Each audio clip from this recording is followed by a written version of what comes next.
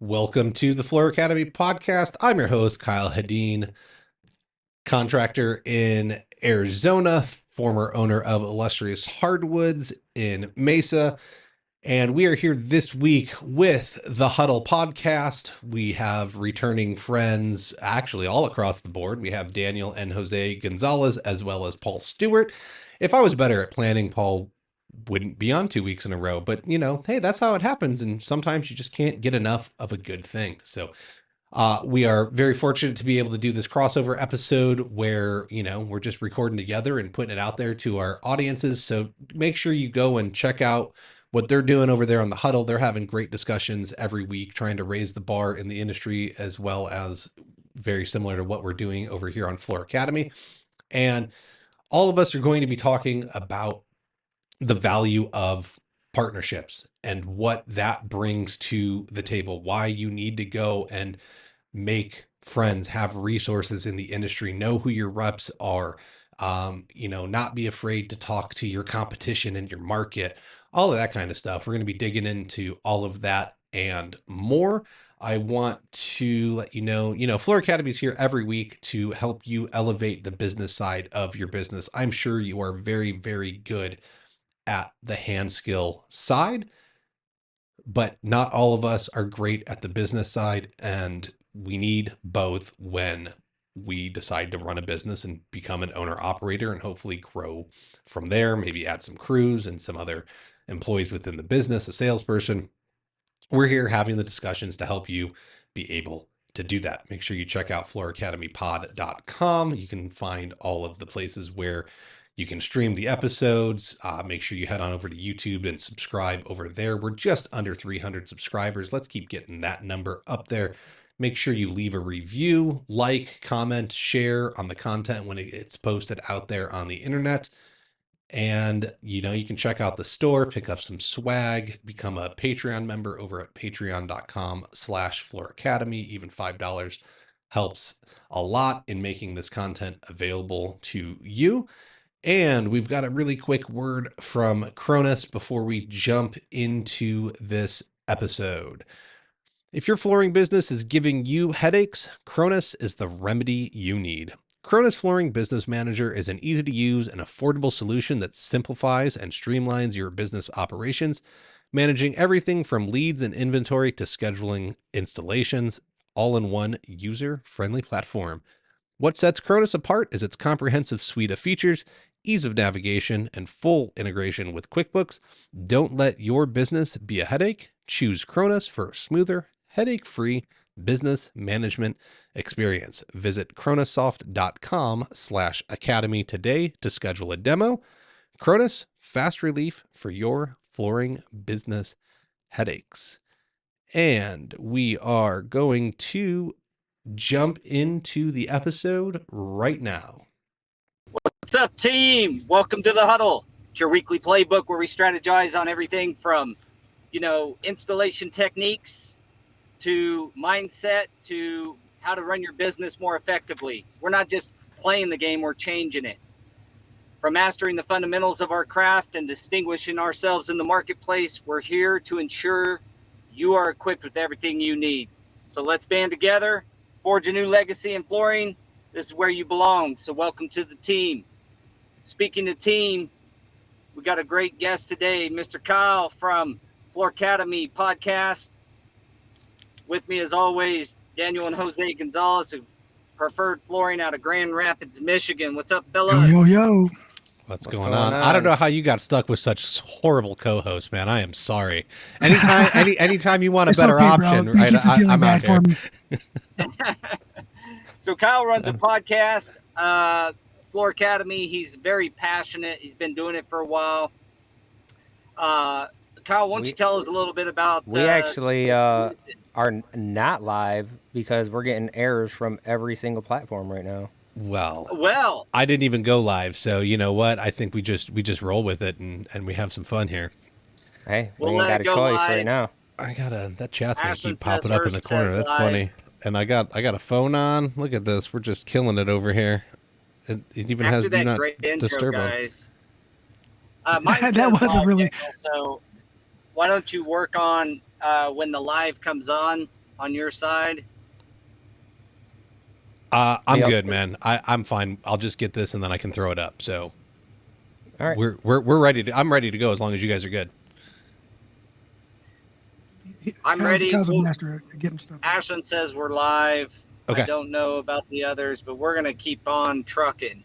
Cool. So, who am I? I'm Kyle Hedin. I still technically own Illustrious Hardwoods. I haven't figured this out yet. I'm in a change. I stopped my installation business, but it's still technically open. So I'm a licensed contractor in Arizona. I installed from 2015 up until earlier this year. And I focused on laminate, luxury vinyl plank, engineered hardwood. About 4.5 years ago, I started Floor Academy podcast because I went looking for business information as it related specifically to the flooring industry. It didn't exist. It wasn't out there. And I said, well, I have a background from my time in reality television. I know how the camera equipment works, the audio equipment works. I'll be that guy because there's obviously, if I'm looking for it, I'm not the only one. I was luckily had enough brains to realize that there's, if something doesn't exist, there's probably more than one person looking for it. So here we are 4.5 years later. Haven't missed a Wednesday since its launch. So there's over 200 episodes out there of business information for you, covering the entire gamut. We talk addiction issues. We talk how to figure out your numbers. We talk how to plan out, systems and processes. Sometimes we just talk about our feelings and how that is going to affect your business life from your personal side. It runs the gamut, but it's all great information. And along the way, I've been able to make lots and lots of great friends, including, it started with Daniel that led me to the two of them, Daniel and Jose. And recently that led me to you, Paul. And had I had better planning on my part, I wouldn't have 2 episodes back to back with you in them. But you know what? That's how it's going to roll. And so your episode I recorded with you last week came out last week. And now this week they get this joint effort of this crossover of the Huddle and Floor Academy together. Well, you know what? You can't get too much of a good thing. I agree. No, I think, and it's it's 2 totally different episodes. So it's great content. Yeah. I mean, I'm shooting from the back of my truck, dude. How about that? We're going to make this thing happen one way. That's commitment, bro. That is commitment right there. Dedication. No, you know what's cool though is we talk a lot about the connections and getting to know, the industry through getting out and putting yourself out there and networking. We talk about that quite a lot, and that's how I met you. That's how you met Daniel, and Daniel introduced you to his brother Jose. I mean, putting yourself out there as an installer, just connecting. There's multiple ways. Joining the podcast, whether it's Floor Academy, the Huddle, join one of the podcasts, do some commenting, get involved in the industry, and then go to conventions. There's a lot of conventions that are more geared to the installer now, at least 2 that I know of. And a third happened just kind of off a whim at the summit in Dalton a few weeks back. So, yeah. There's a place for installers to go now. We're trying to build a community and have that community come together. That's the only way that we can get what we want from the installer's perspective. You can't do it alone. You can't just raise your prices to one shop if you're working out of retail stores, because that shop will only pay you so much, even if you're the best. But if as a community, we're all coming up and the prices can go up, the professionalism can go up. And frankly, our industry respect as a craft, as a true craft, will increase as well. That's like our real purpose behind all this, so it's great to have you, join us on the Huddle. I've been on your podcast, and you guys do a lot of really, correct me if I'm wrong, but you do a lot of deeper dives into individual issues and get down and dirty on some stuff. What's your favorite issue you've shot? I I don't know that there's a favorite. For me, like I love the numbers. Like that's where I get really passionate. I like solving problems and coming up with creative ways. I think that's where my film industry and storytelling background comes in a lot for what I do in this world now of construction. Is I like finding and solving problems. I've learned that I'm horrible at executing. I think a lot of entrepreneurs is that we end up in a role where we have to actually go and execute plans, and we're not so great at it. Whereas I'm great with the vision and I can see things. And so what I've learned, especially through doing the mastermind groups that I facilitate, and I've worked with Jose and Daniel, is I'm able to get an outside perspective of your business, and I can then go and say, well, hey, what if you were to tweak these things over here? And I usually come at it from a totally different angle that no one else is looking at it from. And generally I've found that it works, and that's kind of my special skills. I wasn't raised in this industry. I stumbled into it, fell in love with the people. And so my take on it is from a totally outside perspective that has nothing to do with it. Well, I totally respect the craftsmanship and the artisanship that takes place. At the end of the day, we're all running businesses, or at least we're supposed to be. And you have to make money. And so I love helping people find a way to make the money. And sadly, the lowest hanging fruit is to say charge more. But that message only worked for maybe the first year of the podcast. After that, the people that started charging more, you can only charge more for so long before you have to learn how to be efficient, get better skills, better systems, better processes, better networking, better relationships. There's so much more that has to go into it, and that's really where it's gotten exciting, is how do you have to put these pieces together. Well, that's cool. I mean, it's obviously a that's typical, though. As you get better in your craft, you get a little bit more speed. Then you got to find the efficiencies to start making more money. And that's almost in any business. There's a lot of businesses that don't make money the first couple of years. That's also the message I try to make sure that people understand. You get into flooring, it's no different if you're going to start your own flooring business, your own flooring installation company. It's no different than any business. You might make money the first year, but it's a lot of investment for the first few years. And you got to have that perseverance to stay with it. Then you start finding those efficiencies and those systems that'll help you be more profitable. You start to get, your reputation. It's a really nice coalescence between the two, because your reputation, you start to get known for your quality while you're doing these other things. And that's when you really start to have that, what I've seen time after time, the success comes really nicely about that time frame. As long as you're committed to all aspects, to the quality, to the dedication to finding more efficient methods, more systems. I mean, these guys, both of them, as well as myself, grew our businesses out of installation.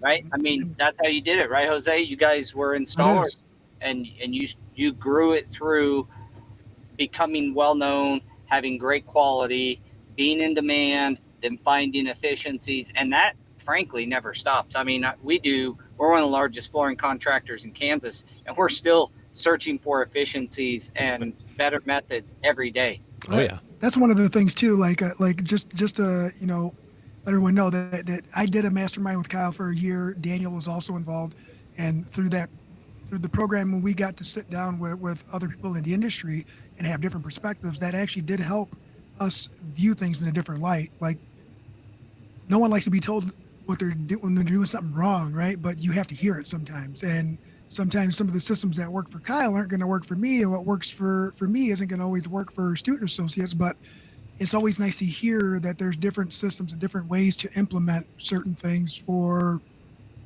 whatever growth you'd like to have. And that's where the mastermind group that we were part of with Kyle, that he hosted, came into play. And we did hit a couple milestones as a business while we were part of that group. And to say that I didn't make some friends out of that group, I'd be lying to you, because you get put in a position where you're talking to someone every week and then every other week, and and it's an accountability group is really all it ended up being in my eyes. But we also learned from one another as well, and I had the benefit of being on his groups with some pretty successful people.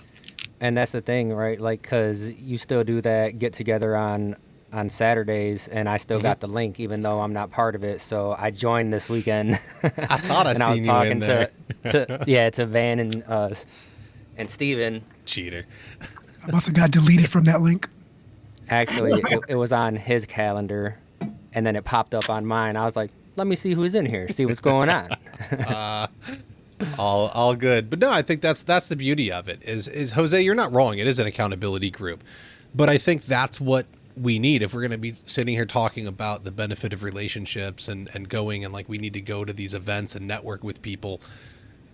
That's what I'm looking for when I go. Like, look, going and seeing the products, cool, right? Something new came out. All right, does it work for me? Does it not work for me? I don't need to spend 20 minutes with Shaw, Mohawk. I can look at a product and I kind of know it in like 5 minutes.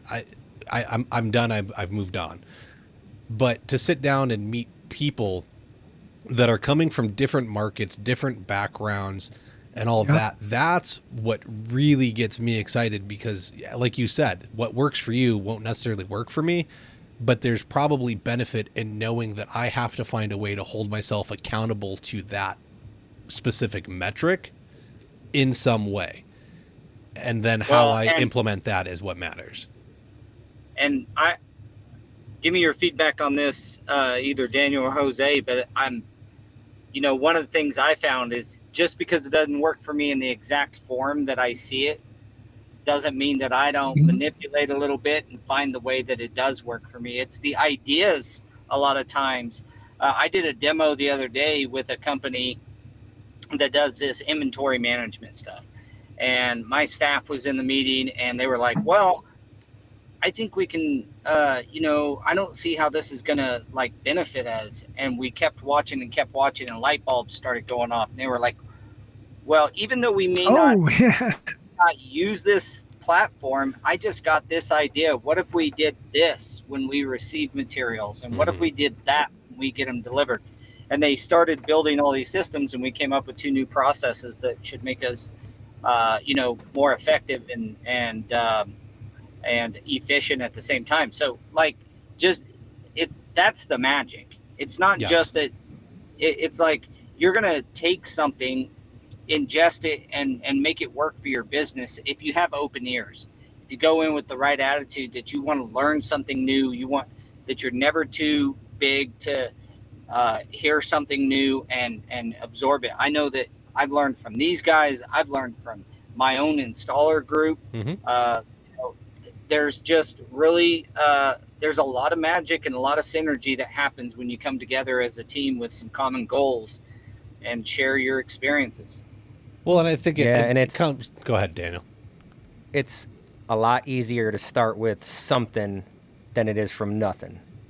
Yeah, 100% agree with that. That's a great foundation to start with for sure. That's the problem, is that every little guy out there is out there thinking, I can't talk to my competition. I can't go network in my own market and meet people because they're going to steal my work, and I can't help them out because they won't help me out. And here's the thing. Your business isn't different from your neighbor's business. And if they've already got something in place, why are you trying to reinvent the wheel?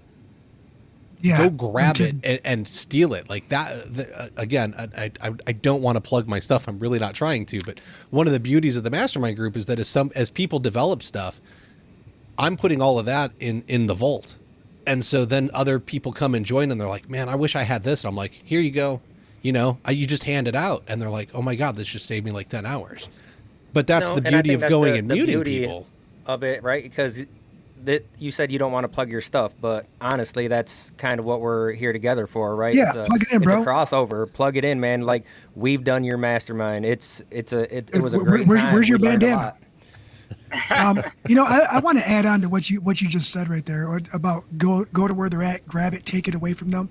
You're absolutely right? But sometimes I don't even want to say competition, but sometimes the people you go to mingle with that are in your same market, they might have a bunch of vehicles and no drivers, and you might be one of the drivers for a little bit, and you just might have to jump behind that wheel and drive a vehicle for them because you are, if you separate yourself from the industry, you're going to have a skill set that can benefit them as well as you. Especially on the labor side, if you have a skill set on the labor side that could benefit a company that they don't have. Another thing too is, somebody, I forget what book I was listening to recently, that it said the fastest way to scale up is to acquire another business. Oh no, it wasn't even a book. It was a meeting I had downtown with their local chamber, and they were like, the fastest way to scale up is through acquisition. Like, that's the fastest way, because if you find a place that's already got processes and procedures and those type of systems in place, and you can take it, right? And that's why what you're saying right there too. That's why franchise works so well, right? I mean, is with all the systems, we don't have flooring franchises of installer franchises yet. The fact is that we got to learn from one another and not be scared of sharing. Like, what I would say is competition is good. That is my premise of business. You can look at, why do restaurants all gather in the same area? Why do, if you go to any part of your flooring, it's usually you are in the same kind of area as other businesses for a reason. It's not, you shouldn't be scared of it. The competition is good, and you can learn from other people, as we've said in this podcast. But I'm telling you what, beyond learning, if you start to, when you get really busy, if you can give another installer who's you have their back, like, they're really good, and you give them a project, you are putting good stuff out in the universe. I'm telling you, that will come back to you 100-fold. You'll get more work if you are less, I don't want to get all spiritual on you, but when you start getting real, like, negative thinking and negative, limited mindset, that's when you start thinking like it's a world of strife and, like, well, you get what you put into it is pretty much what it is. If you're going to put negativity into it, you're going to get negativity out of it. If you're going to approach everything with a positive manner, then you're going to get something positive out of it too. And anything that we can view as negative as we progress, and I'm sure a lot of successful people have as well, anything negative wasn't really a negative if we learned something from it. If we were able to sit back and laugh and say, let's not do that again, then that helped us out. There was nothing negative about it in the long run. At short-term view, there's how we going to manage, how we going to get through it. You know what? One of us has always said, don't worry, we'll figure it out. And that's you don't have a choice but to figure it out. Yeah. Well, you don't have a choice. Another thing to think about is the flooring companies get together. Like, you got Fuse, you got FCICA. Oh yeah. You got StarNet. Like, we get together, we share best practices, we try to figure out the best thing. Installers should be doing the same. That's what this huddle's all about. That's what this podcast is all about, is coming together and becoming great.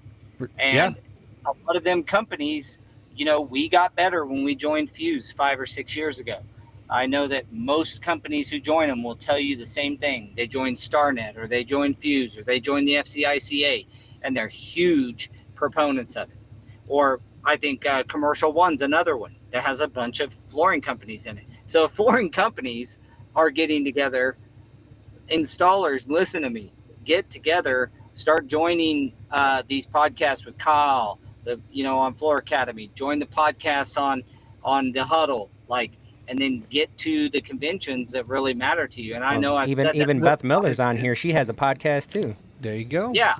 And it's not even that, look, I just went at the beginning of March. So 2 weeks ago from when we're recording this or so, I drove up from Phoenix to Fresno, California, and there was an event called THASI. It was the Hybrid and Advanced Systems Installation event. So it was for tile people, and they were looking at like mud work and incorporating foam into it and like putting the two technologies together. But it was for installers by installers. And there's another event called Mud that's very similar that's been held in Idaho Falls. They're going to hold that. They changed locations for this year, but I don't remember where. But that's happening. Like, it's a grassroots effort by installers for installers. Where I don't see that, I don't see carpet people planning events and I'm not hearing about them. I don't see hardwood guys planning their own industry events that are all about education.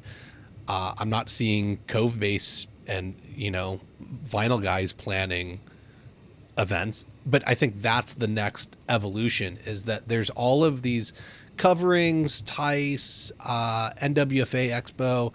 They're great, but they're kind of for the bigger boys, really. And especially like TICE, it's more of a retailer show. I love it. I get to go, I get to see all my friends, I get to meet everybody. It's great for networking in general, but at the end of the day, it's a product display. Same with coverings. It's a product display. It's more for retailers, in my opinion, than it is for the average Joe that's running an installation company. And so if we want the event, that's where FCICA and CFI's commingling and doing their convention, that is the carpet players. Like, those guys get together.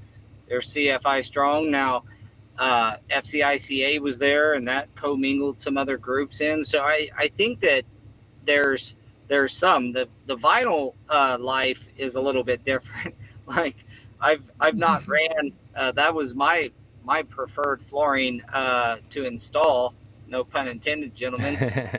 But you don't see the vinyl guys coming together and sharing heat welding techniques, but except for at training. So yeah. But I think that there's a evolution going on there. I think you're right there. That's what it's turning into. Is it's no longer like you have to pay to get to the event, but it's not a paid training. It's not a paid certification. It's guys that are just passionate about it. It's CFI, but the early days, like the early days, right? They would just go and like work with a shop and help them. That's what was happening, is people that wanted to learn mud work were able to learn mud work at THASI. They had a thing on how to do epoxying mitered edges for like niches and stuff. And it was just, Josh Levitt, who's just super passionate about what he does. And there was probably 20 guys standing around a standard, like 4 foot long, folding table, watching him work with it, asking questions. How do I do this better? What about this? How do you do, and it was just an expert answering. It was beautiful. Kind of workshops. Right?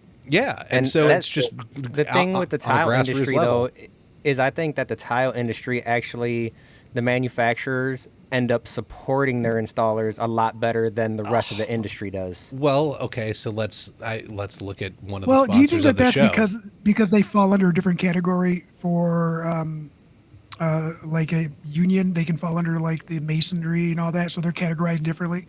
No, I don't think so. You start to get the biggest thing is tile's still distributed.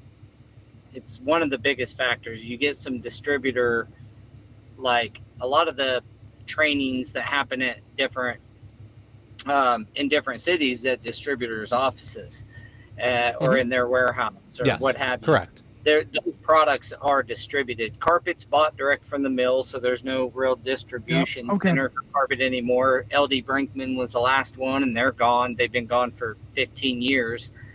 And sheet vinyl is, where do you buy your sheet? Where do you buy your Nora from? From Nora. A lot of that's still bought direct from the manufacturer. Now it gets distributed to Tarkett, gets distributed, and I think that's where the evolution's coming in. But so much of all the tile, it's very rare you buy direct from the manufacturer unless you're importing it from Italy.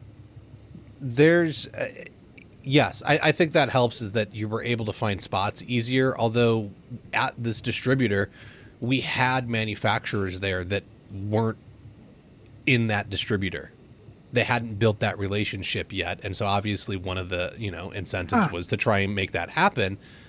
But they didn't care, right? They were still there. They were able to show their wares. They were able to get people to and educate them about the product. And at least in my market down here in Phoenix, we have a location called Contractor Furnishings Mart.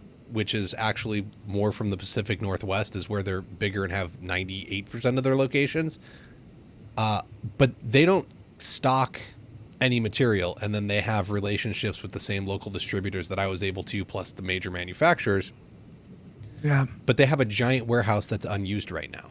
Like, I guarantee you that if you go around to your different distributors in town, your different retailers, somebody, if you ask them, they will open up their warehouse to you. And then you just need to reach out and build those relationships with your local reps and get them there. It's really not that difficult. I'm pretty sure, like, it would take me some work, but I think within 2 months, if I put it in, I could have an event in Phoenix that was showing off. If I wanted to combine it into all of the different categories within the flooring, tile, stone industries, I could make that happen. But it's just a matter of, to go back to relationships, you got to know your reps.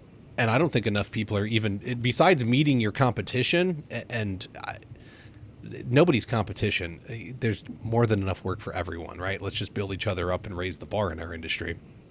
But you got to go and meet your local manufacturing reps. And even if you don't use their products, you don't know what a client's going to ask you. You need to be informed and on top of it and have that relationship. Yeah. Because if you can, it goes back to what Paul was saying. If you can help somebody, you're just putting good out in the world. It's going to come back to you. That's about creating solutions, right? That's what we do. Solve We're problems. solutionists by nature, yeah. And whether it's solving an issue with maybe another installer's having some problems, or you go to the other side and try to go help a client get the right material in their house. I mean, we're solving Right. potential issues from the start. I had a call from an installer today that was asking me questions about some sheet vinyl and some flash cove, right? And granted, he was not in our area, but I still get those calls from people in our area, from the ones that are comfortable calling, and that's how it needs to be. It shouldn't be a matter of, all right, I'm going to call them because I know they work across the country. I'm going to call them because they know what they're talking about. And more people need to open up like that. Just like Beth Miller said earlier, we can't afford to keep holding the solutions hostage. Yeah, it shouldn't be a secret, right? That's industry wide for sure. Yeah, and I didn't think about the distributor thing on the tile side until you said something, but it's true. Me either, Paul. Look at your hat, right? Schluter. They put on workshops with distributors all the time. It's like weekly. They're constantly doing something. That's the one I haven't figured out. There's just more outlets. There's just more outlets. Well, and it's, if you wanted to do a carpet seminar or something about hand sewing or doing flat weaves or any of the stuff that is in the carpet world, there's no distributor to go congregate around. You could do it like I could do it at my warehouse and then get a few people around. But the distributors for tile, I mean, they even know all it's also they know all the installers in the area as well, because those installers go in and buy their spacers, they go in and buy their trowels, they go in and buy their saws. They're going into the distributor to buy these things. So that's one of the But I'm going into the distributor to buy tack strip and my staple gun and my seam sealer that you should be using in your carpet. I'm still going to that same distributor to buy tools. They'll open up their space. Like it's not just because they don't carry the product doesn't mean that you can't get the space. Like they still have access to the same people. I think it's a matter of the people in the industry. If you do the work like you said, and somebody was passionate about doing that work, definitely. I'm not saying that the distributor like EJ Welch in Wichita, they would open up their warehouse and let us do something, but it just doesn't happen as naturally when the tile is there.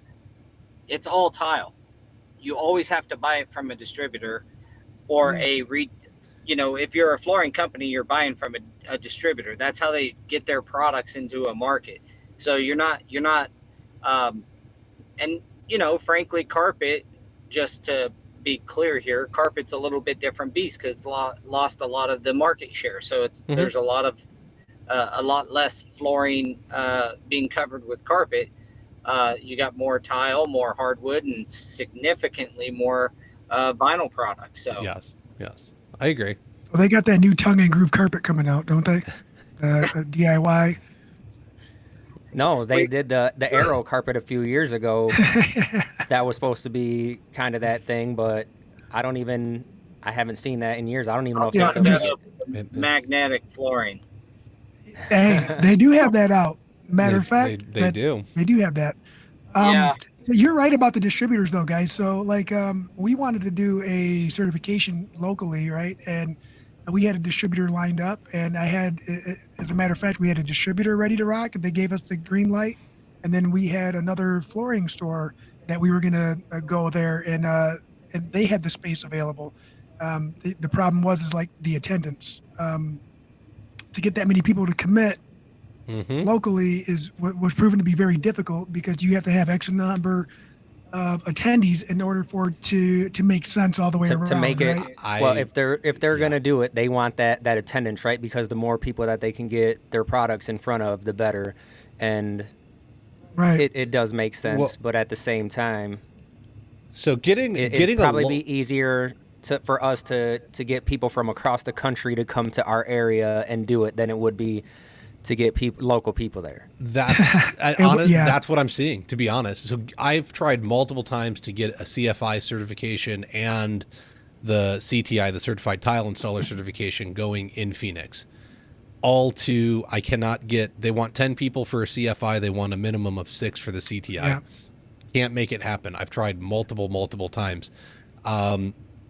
With the local people, I have a local Facebook group. There's over 200 people in it. I can't even convert, 10%, 5% of it to make a certification happen. It's really disappointing. Whereas when I've seen these opened up, it is because it's opened up to a national level and it is a bigger event. It's drawing in larger names of people that want to meet, that know each other from interacting online within the online community, that you get more people that are excited and passionate about the industry and are willing to make sacrifices to grow their career than you do in a local level. And I always say, people ask like, oh, it's so far, like, why would I want to go to a certification out of state? Because if you're willing to invest in yourself, if you're willing to walk away from a week's worth of pay for a plane ticket, pay for lodging, pay for the food and drinks and going out a couple of nights, if you're willing to do that, that means the people that are going to that event are willing to do that too. And those are the people that I want to meet. I don't want to go to a local certification and meet the guy that's only willing to go 5 minutes down the road. I don't think that guy has nearly as much to offer me. And so I want to meet people that are willing to compete and be the best and make sacrifices in their life to get better, as opposed to like accept the standard mundane day-to-day life that comes with being an installer, right? It goes back to, you could probably go to a workroom and you're going to see guys that are there and excited in the morning and like really want to get out and get at it. And then you're going to see a group of dudes that stand in the back and they're all bitching and moaning about how they hate their life. They hate their job. They don't understand why they're still doing it. This place pays like crap. And yet they keep showing up every day, over and over and over again. But it's that negativity that you mentioned earlier. It is, but it's the negativity you mentioned earlier, right? Like it feeds on itself and keeps going. You just made me think of something too. Just going to interrupt us here real quick. We got a quick word from our sponsors, John's Manville. The rumors are true. GoBoard Pro is available and approved for steam showers. GoBoard Pro was developed with the pro contractor's ease of project workflow in mind. Panel sized at 4 feet by 64 inches will limit waste on your project. They'll require less seams, meaning less sealant is needed. And best of all, you can space those beautiful blue GoBoard fasteners out to 12 inches without requiring washers. Visit www.jm.com/GoBoard for all of the product details and to learn more about their other products. This sounds like it is great. I'm glad to hear GoBoard Pro is finally coming out, and it sounds like it can streamline your workflow. So efficiency is always more money in your pocket. And now we will hop on back to the show. You just made me think of something too. So you have certifications during the week versus on the weekend, right? So you have trade contractors who work for themselves, who are proprietors of their own business, who would rather do it on the weekend so that it doesn't interrupt their work. And then you have employees who would rather do it during the week so they can still get paid. Like they want to get paid by the hour and attend a class. So there's a balance that has to be found there, right? Like how do you you have yes any and ideas no. on how to remedy any of that? Well, so as an employee, if I as an employer send my employee anywhere, it doesn't matter if it's the weekend, I have to pay them. If I require them to go, the employee gets paid. So congratulations, like as an employee, you don't have anything to complain about. But as I said that wrong. They don't want to go unless they're getting paid is what so they don't want to, that's they have to. The problem is no, see, they don't want to go because they don't want it. They think it's dumb. That's what I see, is that when you send an employee, they don't understand what you're actually providing them. And the companies are set up wrong in order to actually convey the importance, the passion, and get people excited about learning, as opposed to, you know, they think they're going to this thing and they're like, I know everything. I don't need this. You know, they're just that smart ass in the class that's like trying to poke holes and ruin it for everybody else that's there to actually gain something. You know, I got great employees because every time we've sent the guys to a training, any of our employee installers, they have been absolutely finishing the top of the class. They're very happy. They're very appreciative. That's fantastic. They appreciate the opportunities to go learn more. I think that, you know, maybe to Jose's point, employees probably are not going to go self-elect to do a training. Like I've paid, doesn't matter where it's at or when it's at, I've paid for them to go. I see the biggest problem. The employee installer as a group is still better trained than the subcontractor. In general, I agree with more that. training. There's more certified body in the employee installer than there is the subcontractor. I would buy that. But I think that's because the guy that got himself off his knees to do that is passionate enough to understand the importance of it. So they enter some sort of structure versus learn as you go. There's some sort of structure behind being an employee versus the learn as you go. And that's a huge difference. Because 80+%, around 85 to 87% of all floorings installed by subs, from a national perspective, the subs are the ones we're consistently talking to about getting trained, you know, and investing in yourself. We use that term all the time, right, fellas? Is invest in yourself. Don't spend your time, invest your time. And when you invest your time and money into your craft, you're going to look, take money aside. Money's important, but you're going to be happier. I was much happier when I was actually doing the stuff the right way and after I had learned than when I was hacking and slashing, trying to figure everything out on my own. It's incredibly frustrating to try to put a piece of vinyl together and not know that I was supposed to reverse the damn sheets. Just that kind of stuff that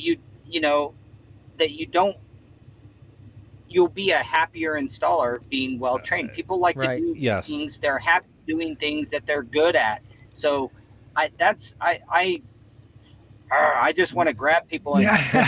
So Nate Hall, the comments aren't coming through, right? Because we've been having issues with the live, but I got it over here. Nate Hall says that there's like 50 to 60 people at the top of the pyramid. We just need to get all the thousands of people at the bottom to see that value of the top and try and get there. Like even just a little bit. So I'll be honest. Here's what I've learned. My frustration for the longest time was that I am passionate about wanting to help the guys that don't understand business. They're living paycheck to paycheck. They don't even understand that they are more than, they say, I'm just an installer. No, you're not, dude. You're running a business. Like, whether you realize it or not, you fill out tax paperwork every year that makes you a business, even as a sole proprietor. Right. And I've had to struggle with wondering why are my listens so low? Why is my conversion rate into the mastermind group so low? Why can't I get this masterclass I want to put together going? And honestly, I've come to the conclusion that, we all get mad as Americans. We're like, oh, I hate the 1%ers. They make too much money. They suck. It's not fair.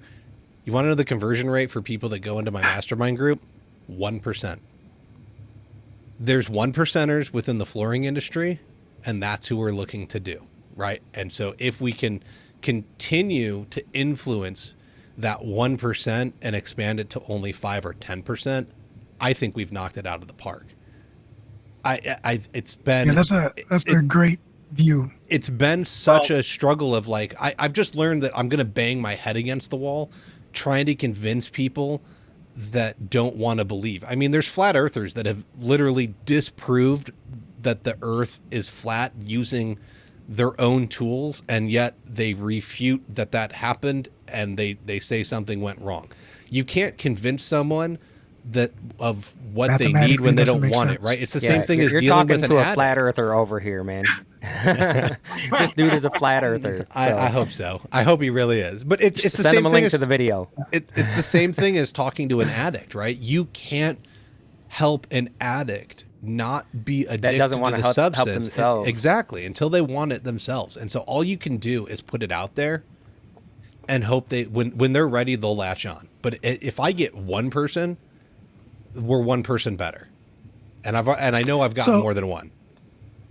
So that's one thing you said about trying to attract them, right? And we've learned that we've attracted the things that we wanted out of being business owners or out of life in general by not trying to aggressively attract them, just going about and letting our actions speak for themselves, and then it attracts what we've been trying to obtain, I would say.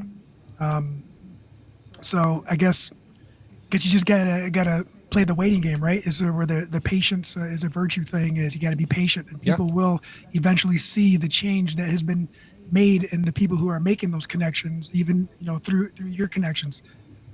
I think if I told you I didn't learn something from you guys, I would be lying. But and I always advocate for you. I don't ever not advocate for you. Like, oh yeah, this is where I learned it. It's just one of those things where got to give everything time for people to see the value in any information that anyone offers.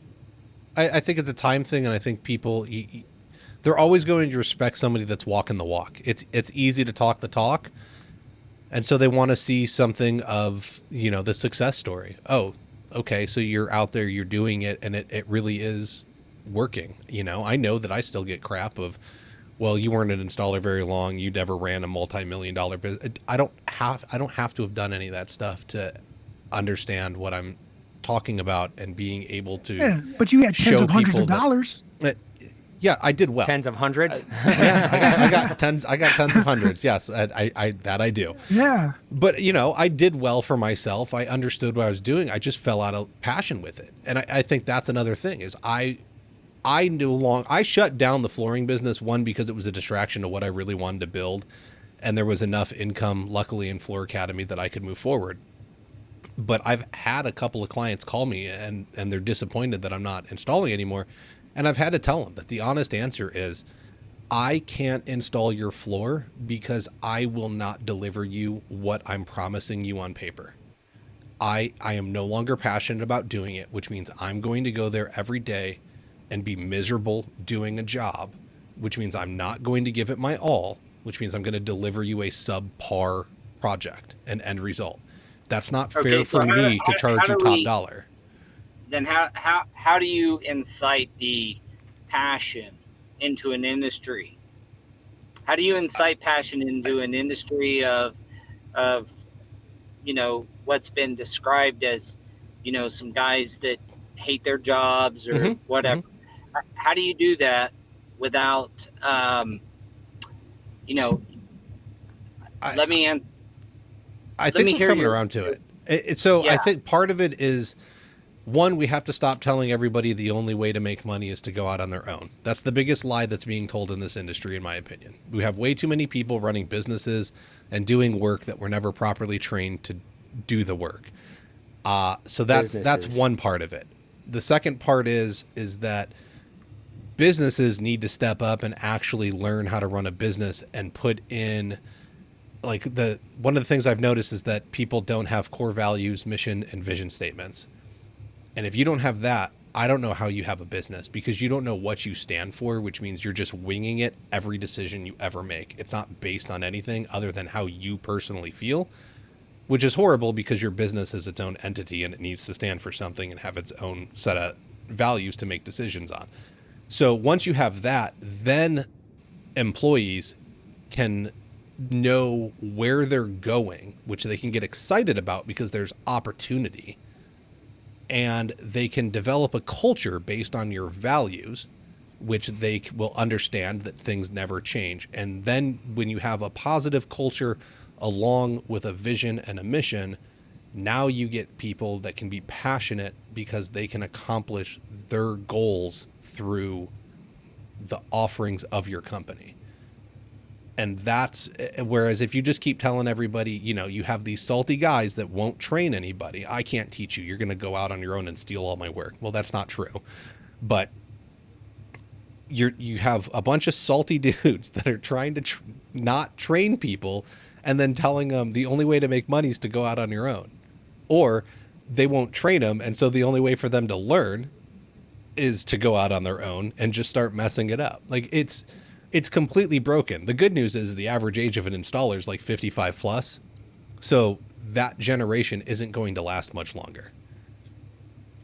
Yeah. So you're right. There's an open door there. There's an open door for the younger generations. Even if they're at 30 years old right now and want to pick up a trade, they have enough time to learn something and find their place in the industry and still find success. I think it'll fix itself, to be honest. I think that they're just going to slowly get washed out, and the people that are stepping up. I noticed it a couple of years ago. I know Beth Miller's so watching. Natural selection is going to happen. Pretty much. You leave it up to natural selection in the industry. No, I think that there's positive changes happening, but that's where I'm going. And so, like, I noticed a couple of years ago. So I started in June of 2015 is when I started in the flooring industry. And I was getting the industry magazines and I was reading them and I was seeing who was writing the articles constantly, every month, same people, article. You were doing more than most. And yes, yeah, that's me being a dork, right? And I know you guys are the same way. Like, you want to know and you're the whys. Still a dork. Yes, I am. We just say nerds, bro. We just say nerds. Hey, Floor nerds. I'm a nerd. I'm a nerd. I'm a nerd, a dork. I'm an everything. Well, it could be worse. You could look like this guy right here on my shirt. Oh yeah, I wouldn't want to look like Ken. Not at all. But anyway, so I was fortunate enough to be offered a writing gig with Floor Covering Installer magazine. Thank you, Beth, for help making that happen. And I think within that, when I got my opportunity, I saw other younger people getting an opportunity. And not that I'm young. I mean, I turned 41 last year. And dang! I know. Oh, I'm so old. But in the grand scheme of things, like if 55 is on their way out, right, I'm closer to on my way out than I am the start. And I started late. I started at, 32 or whatever. So, but I saw a change in who was putting the information into the magazines. The magazines all started to shift towards a slightly younger audience, and the age drop was about 15 to 20 years, I want to say, for who was putting out the content, which is great, right? Now we have a new generation of folks that are influencing what's happening. I know that the leaders at some of the industry organizations are older and they are starting to plan their exit strategies and really get in order who's going to take over. And, there's got to be like a 3 to 5 year plan at a minimum to get somebody up to speed to be an executive at one of these organizations. So I think those changes are starting to happen, and the players that are there are starting to be identified and step up. And these podcasts are part of that, again, to bring it back to me realizing that I can't help everyone and it's not going to happen overnight. 55-year-old dudes don't want to listen to a podcast on average. It's just not their form of entertainment. It's more for younger people that are, 12 to 30. Same with all the technology that's being created. Oh, dude. Put out there. Obviously, with Careera being a technology company, that the resistance to that age group is immense. So it's a waiting game. Yeah, you just got to persevere through, and people want. I think the younger crowd is probably. I think there'll be a little bit of a shift back to employee, hopefully, and that's kind of against my business model for Careera, but I also am in flooring in general, and a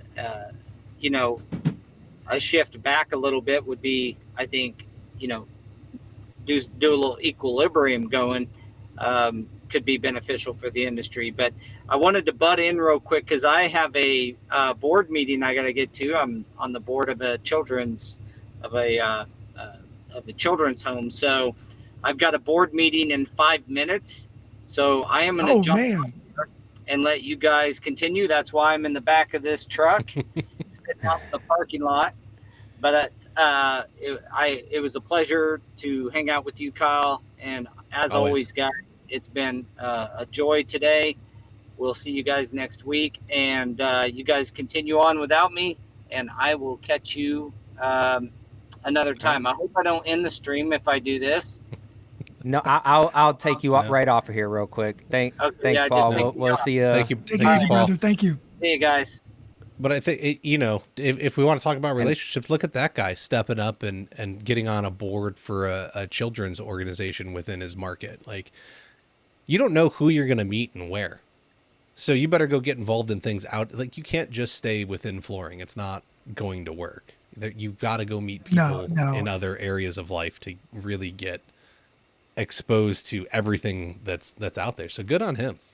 Yeah, and we're talking about going back to the employee model. I've talked to one guy this week, another guy last week, and that's what we were talking about. It's I talked to my buddy who's an electrician, and every other trade has a line that they have to follow in order to get through their career, and we just don't, like, Correct. As an industry. And it's not just tile, it's carpet, it's everyone, and we just don't have that. And I think unless we all get together, and that's every single organization, and kind of say, hey, we have to standardize something, then we're not going to end up moving forward, and the guys coming in aren't going to see the light at the end of the tunnel. I think some of it's going to come from companies like yours. There's the companies that I'm working with through my mastermind groups, which, that's you guys included, are ones that I see 5-10 years down the road being the game changers in the industry. As this is already a lucrative career. Like, if you're not making money, I'm sorry, but you're doing it wrong. It's granted, yes, I lived in Phoenix, which was a large market, and I could stumble over a job by walking out my door, and like, somebody's going to need a floor because there's 4.5 million people here. But it wasn't hard to set a standard and say, I will only sell my skills for this. And if we're in that much of a deficit of installers already, and the average age is 55, then that means more people are headed out than are coming in. So supply and demand dictates prices will go up, which means it's only going to get more lucrative from here. What that also means is that, well, I don't want to be a gatekeeper. I have to protect my industry. And I see companies like yours being the future in saying, we have a training program. We have a standardized way of getting you from greenhorn to journeyman. And I can help you do that. And I'll teach you the skills along the way that if you want to go out on your own, I will help you become a business owner. I can give you the guides. I can help you do that. And that model will change it, which I'd rather see companies doing that as all these young people flood in, because it's going to get to the point where you struggle right now to stay busy for a week. It's going to be amazing to sit there and be like, I don't even have to try. I'm booked out 6 months and I'm having to tell everybody to go away. When it gets to that point, everyone and their mother is going to pick up a tool and say they can install flooring. And so we have to be able to start finding ways to sell the value and protect homeowners from making bad decisions on who they hire. And I think companies like yours are going to be the way to do that.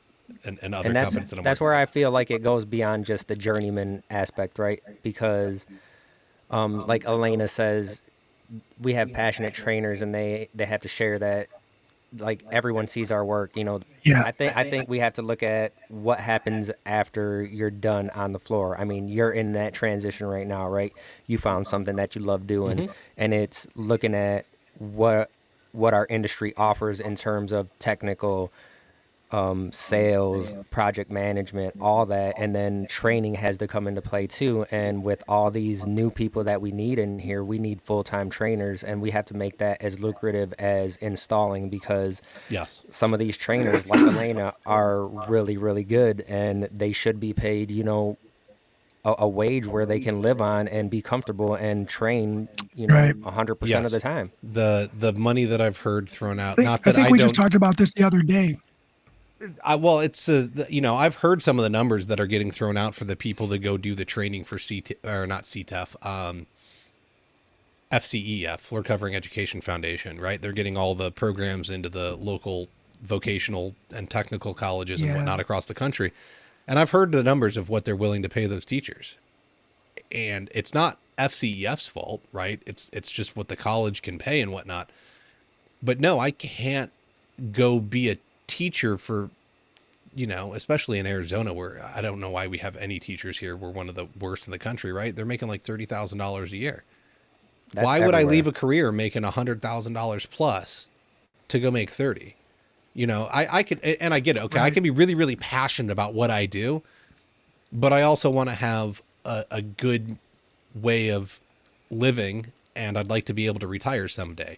And so there has to be this balance. I just saw somebody that was a installer, got in an accident, and they're wheelchair bound now. And so they were struggling to run their business. I know he just posted that he got hooked up. He's going to get he got a job at, you know, the place we all love, Home Depot. And he's, you know, the Home Depot's super stoked to have him on payroll with his knowledge and experience to help all the DIYers and people coming in to buy product. He's of huge value to him. But I guarantee you that there's no way Home Depot is paying him what his actual worth is. Yeah, he's probably making like $13 an hour or something. I mean, I hope it's closer to, No, you know, so- 25, but it's stuff like that, right? Like, how do we have to find a way to sell our skills and get our worth. So I'm going to go back to the electrician that I know, right? Because we talked about the education that they have to go through. And that's where, you know, we will pay for our guys to go to trainings and stuff like that, right? And then you look at every training, it's a minimum of, you know, almost $700 at this point. And not only that, you have travel costs and everything. When electricians, you have to go to class on your own time. And depending on, you know, how far you are into it, it's 1 day a week, could be 2 days a week. It doesn't matter. And the company will pay for that, but they're only paying like between $400 and $800 per semester for these people. And they're going on a weekly basis, sometimes, you know, twice a week. So until we get some programs like that set up, we're kind of behind in every single industry too. And that's the succession plan, right? Like that's the plan that is presented to them up front. They understand that there's a path that they have to take, and that's part of the path, and that's and that's part of it. Well, there's not enough. Okay, so the electricians have their own, a lot of the trades, right? You got to go back and you got to look at, there was a strong union presence, especially on the East Coast years and years and years ago. There still is a big union presence on the East Coast. And so the electricians are their own union. The plumbers are their own union. When you start getting into flooring, hardwoods fall under the carpenters. But I don't look at it that way. Like, okay, it's wood, but it's not, doing a wood floor is not like framing a house, right? And then where's carpet fall? Where's vinyl plank fall? The tile goes under masonry. So now you're already split there. But then you have plumbers that are told they're responsible for pans in some parts of the country. And then the tile guy comes and finishes the rest. Whereas in other parts, the tile guy can do the basic plumbing with the pan and everything. And so there is no standard. And what's always baffled me is that I can turn on late night television if I had TV, and I know I could still flip through the channels, and I'm going to see an advertisement for Universal Technical Institute so I can go work on a car. I'm going to see advertisement for their motorcycle branch. I will see an ad for a welding school. I'll see an Driving a ad for an semi. HVAC school, driving a semi, right? All of these things. Where is the for-profit flooring school? OnlyFans. I don't like, where is the guy that's going to build some dorms on some property and put up the for-profit flooring school?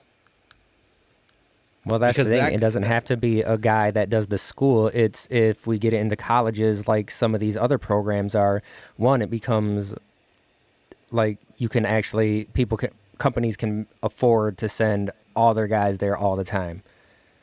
And then two, it's people like us. Well, like say there's 3 classes a week. Well, and they're at night. So I'll go do one. He'll go do one. Someone else will go do one. And it makes it that much easier to where we're not having to travel everywhere. So I can see the benefit in the kind of what FCEF is putting out there in terms of getting these things in colleges. It's just how do we get the guys that are already in the industry on board to be able to teach what they know. Yeah. Well, and I mean, that goes to a theoretical that I've thrown out there is everyone's always, I can't find any good help. It's because you're not recruiting, man. Like you can't. Why aren't you going down to your local high school? Go talk to the school board. Go talk to the principal at a high school and say, hey, I have myself and 4 or 5 friends from different trades, and we would love to get in front of your students. What can we do to build this out? As you said, I don't have to go teach every class, but if I volunteer once a month to get in front of these kids, that's a huge difference. And I would you're increasing their social capital too, and that does help. Yes, and that's exactly it. Is you want to know why nobody wants to do what we do? Because one, they've been told that college is the only way, and two, that they don't get any exposure. How many kids actually get to see a tiled shower go in, or carpet installed, or some other type of flooring? Like, we're a hidden trade. I say this all the time. Like I can drive down the road. My kid's going to see a road construction worker. They're going to see a painter. They're going to see, like a framer, right? I can see all those things as I drive around and buildings go up, but I don't see the finished trades. They're hidden inside. So I don't. Well, not only that, there's a stigma to these people too, right? We call them helicopters, and sometimes they're kids, sometimes they're adults, but when they do see it, they are very interested, and then we end up getting mad at them because they're hovering over us all day instead of being like, hey, you're interested in this, let me explain to you what I'm doing.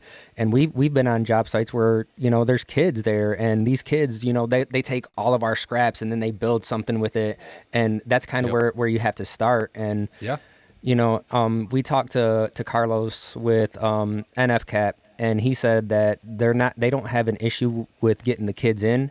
They have an issue with placement. So what can we do as an industry that's where the employees come in, right? Because you have to be able to place them somewhere where they're not just going to be out fending for themselves and then throw them to the wolves. Here, you guys are basically business owners now. Go try and make some money. Yeah. Or put them with someone that's going to be like, all right, you're my 1099 employee, which is not a thing, by the way. That's all. We got an episode on it that. Isn't, on you don't Floor know Academy. any better. No, it's not a thing. Don't let it's when you get taken advantage. But yeah, I mean, you're right. It's how do you place them when there's not good placement options? And again, I think that comes down to if we got to send them 3 states over, then that needs to be something that's said on the way in the door to doing it. Is I have options for you, but the best companies I can find are not local. You're going to have to look to relocate. And maybe that's where us as employers need to step up and say, I got money. I can throw a little in towards relocation, but if you're actually getting a young person that's passionate, isn't that worth it? What's $1,500, $2,000 towards helping a kid move that's going to, help you grow your business long term? Well, that's where I just, it's not even the younger kids, right? It's other installers that have been in it and are still looking to relocate. You can do that the same way. And it's just hard because the installers that have been in it don't get that same love from the industry that the newer people do. And so there you go. That's kind of what we have to, like, how can we, some of these organizations help these guys that have been in it, but still need a little bit of help in order to get elevated. So theoretically, if we find a way to have existing installers have a path to get off the floor but still stay in the industry that they know, right? Then in return, they'll find a way to attract other new faces to come in, because in order for them to get out, they have to find someone to come in. Maybe we're focusing on the wrong thing. Instead of trying to attract people, we need to try to create a path for people in the industry and start with the existing installers versus trying to get newer faces, and maybe that will inspire them to find a solution to get we have newer to people. get something set in stone, and then everyone to buy into what we're putting out there. This is the path. This is what you can do. And then it's ultimately up to you. Like, how much do you want to learn to go to the technical side? Are you a salesperson? Can you teach? Not because not everyone can teach. Yeah, oh yeah, correct. But I think that's where we have to go back to that employee model. When everyone's out on their own fending for themselves, you can't see what value someone could bring to the industry as a whole, because they're struggling. They're too focused on the parts they're struggling with as opposed to the part they're good at. Whereas when you're running an efficient and effective company, you can say, hey, you're really good at marketing. I want you to go do that. And hey, you're really good at installing. I want you to do that. Hey, you're really good at training. I want you to start training all our new guys. And hey, you're really good at sales and I need a new salesman. So you go do that. You can start plugging people in where they fit best, because you can really hone in on their skills and grow those skills. But if everyone's separated, I'm having to focus on all the things that I hate doing because they take me longer and I don't get to do enough of what I actually enjoy. So I think that employee model will help do that. You got to look at a company like Jason Goldberg's America's Floor Stores. He's just out, you talked about it's easier to acquire companies to grow. And that's where he's at, is he's not buying market share and starting up new stores. He's out buying up entire, little mom and pop retailers that have multiple locations at this point, and gaining market share that way. But it's because those companies are already built up so much. They have systems and processes in place. He can walk in and say, here's the new stuff. You follow these rules now. This is how we play. And I'm sure all of them are close. I've been trying to line up this interview for a while, and I'd love to get it because I want to know why he's doing it this way. But I can look at it and kind of assume. So he's able to throw stuff in and say, okay, we're going to change this, this, and this. Everything else stays the same. Let's go. And he can send in a couple of his team members to his new location, have them up to speed within a month probably. And off to the races they go. And now everyone's doing it the America's Floor Source way, and he doesn't have to worry about it. Whereas for you guys at your size, if I throw a new employee at you, what's that look like to get them up to speed and into the system, right? It could take 6 months. And that's not a knock at you. It's that it's just not all the pieces are there yet, let alone if you were to try to acquire somebody. I just don't see that happening at this point. Like, I think there's at our size, we are the person that someone acquires. Well, no, but you can, but you could acquire an owner operator, right? And you're going to bring him in and okay, hey, we need your contacts and work volume, but you don't want to do it anymore. So you come be an employee for us and we'll take care of you. Here's your benefit package, all that fun stuff. Right. You could do that kind of a thing, and then you would acquire their tools and their contacts. But then how long does it take to say, no, you can't do it your way anymore? It's the preferred flooring way. It's been hard. There, and they've gone because that was I gotta be the bad guy and let you guys know that we are running a bit over. So I don't know. Okay. Yeah, that was the thing. We've been through that, and when they left, that was their quote to me was, I need to do things my own way. That's all that needs to be said. Go Correct. do things your way. And that's fine. But you know what? That's the problem with the industry, is that not everyone can be that stubborn. Somebody's going to have to bend. And there's a reason that you are running an inefficient business and we're still here and growing. Right? Like let's be a big boy and girl and look at it and swallow the tough pill and admit we're not the greatest thing since sliced bread and move forward.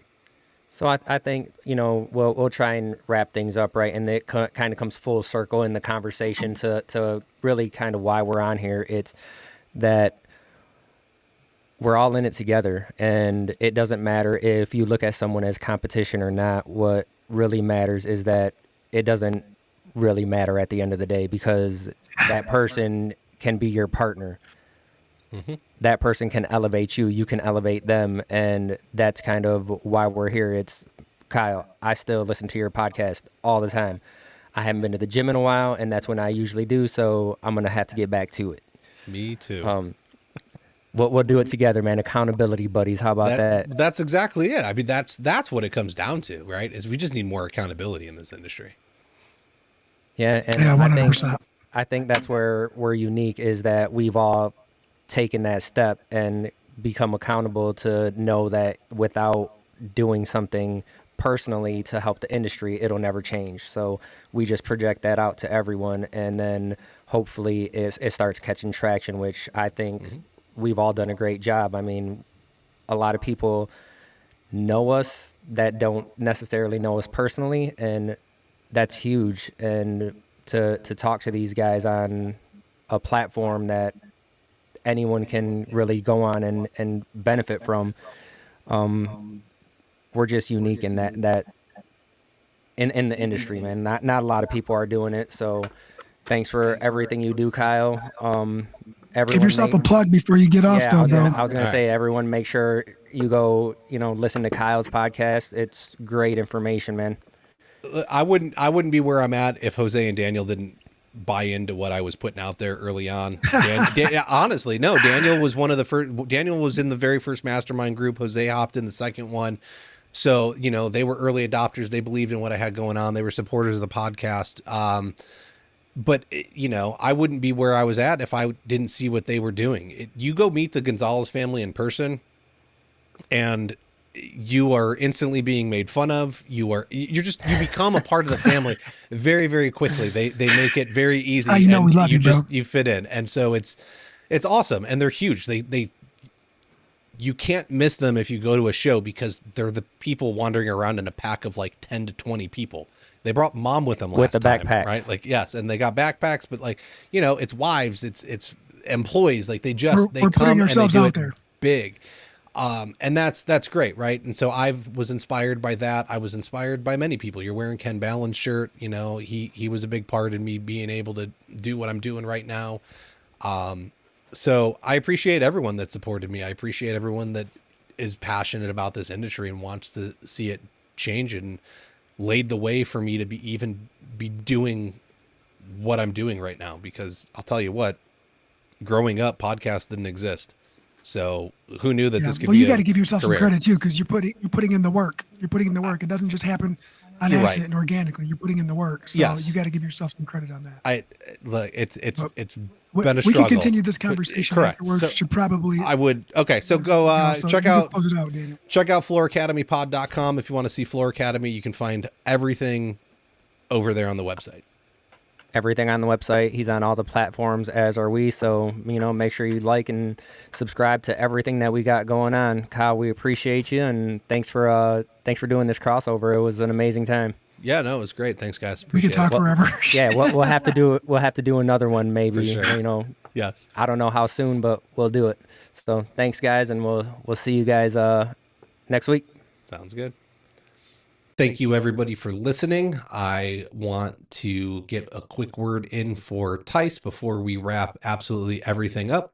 Stay connected, continue discovering, learn more, and network. Now available, you will want to access the International Surfaces Event New Resource Library. Flip through the digital pages of the Tice resource books to source products, take tailored journeys through the Tice event offerings, or watch, rewind, and share Tice recorded content from the event. Available now at intlsurfaceevent.com, or click on the direct link in the show notes. You'll even see this podcast featured inside the Tice 2024 textbook, offering select recordings from this year's amazing event in Las Vegas. Don't forget, link is in the show notes, and head on over and see what you missed at the show. Make sure you put it on your schedule for next year. The dates are at intlsurfaceevent.com. Thank you everybody for joining us, and I look forward to talking with you next week.